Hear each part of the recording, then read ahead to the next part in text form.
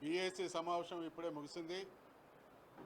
రేవంత్ రెడ్డి గారు ముఖ్యమంత్రిగా పదవి బాధ్యతలు స్వీకరించిన తర్వాత శాసనసభ శాసన మండలి సమావేశాల తీరును ఒక్కసారి పరిశీలిస్తే ప్రభుత్వం సాంకేతికంగా తనకు అవసరమైనటువంటి బిజినెస్ను కంప్లీట్ చేసుకోవడానికి మాత్రమే ఉభయ సభలను ఉపయోగించుకుంటున్నట్టున్నది. కానీ ప్రజలకు ఇచ్చినటువంటి హామీలు, ప్రజలు ఎదుర్కొంటున్నటువంటి సమస్యల పరిష్కారానికి శాసనసభ వేదిక ఉపయోగపడాలి అనేటువంటి విషయాన్ని మర్చిపోయి బుల్డోజ్ చేసేటువంటి ప్రయత్నం చేస్తూ ఉన్నారు.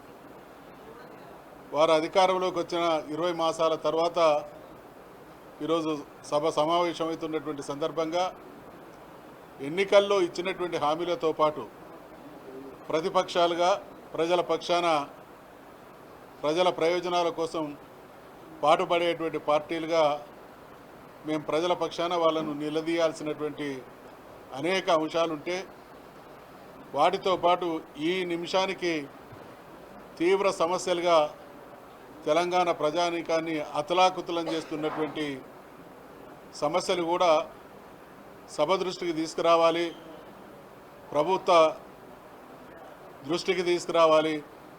వాటి మీద లోతైనటువంటి చర్చ జరగాలి. ప్రభుత్వపరంగా సానుకూలమైనటువంటి నిర్ణయాలు తీసుకోబడాలి.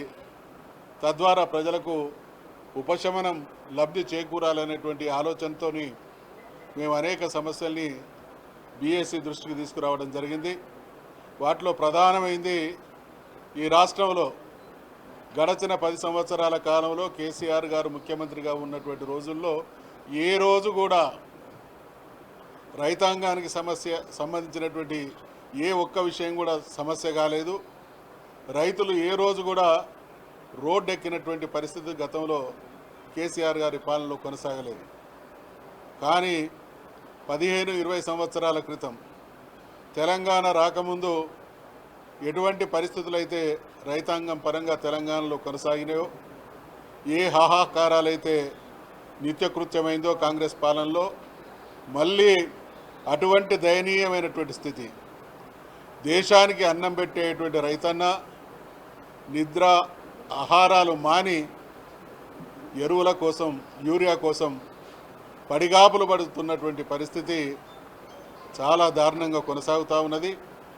ఈ ప్రభుత్వానికి ఒక లక్ష్యం లేదు, నిర్దిష్టమైనటువంటి కార్యాచరణ లేదు. దేశంలో ఉన్నటువంటి రాష్ట్రాల పరిస్థితుల్ని అర్థం చేసుకొని ఈ రాష్ట్ర రైతాంగ అవసరాల ప్రయోజనం కోసం ఎటువంటి ప్రణాళికతో ముందుకు పోవాలనేటువంటి అవగాహన రాహిత్యం వల్ల ఈరోజు యూరియా కోసం తెలంగాణలో ఉన్నటువంటి 70 లక్షల మంది రైతులు రోడ్డున పడ్డటువంటి దుస్థితి కొనసాగుతూ ఉన్నది. ఒకవైపు రైతుల పరిస్థితి ఆ రకంగా ఉంటే, మరి నిన్న మొన్న కురిసినటువంటి భారీ వర్షాల వల్ల అనేక లక్షల ఎకరాల్లో పంట నష్టం జరిగింది. మూలిగే నక్క మీద తాటి పండు పడ్డ చందంగా అసలే పునారిల్లుతున్నటువంటి రైతాంగానికి ఇది కూడా ఆశానిపాతం లాంటి దెబ్బ. కాబట్టి యూరియా మీద, దాంతోపాటు ఈ వరదల మీద గ్రామాల్లో పారిశుద్ధ్యం పడకెక్కింది. ఈ ప్రభుత్వం అధికారంలోకి వచ్చిన తర్వాత పల్లెలు మళ్ళీ 10 సంవత్సరాల క్రితం ఉన్నటువంటి దుస్థితి ఏ గ్రామానికి పోయినా కనబడతా ఉన్నది. డెంగ్యూ, చికెన్ గున్యా లాంటి జబ్బులు కేసీఆర్ గారి హయాంలో మటుమాయమైతే మళ్ళీ పల్లెలన్నీ కూడా విషజ్వరాలతో, ఏ దవాఖానకు పోయినా కూడా అనారోగ్యంతో ఆసుపత్రులన్నీ కూడా కిక్కిరిసి గిటగలలాడుతున్నటువంటి పరిస్థితి కొనసాగుతూ ఉన్నది.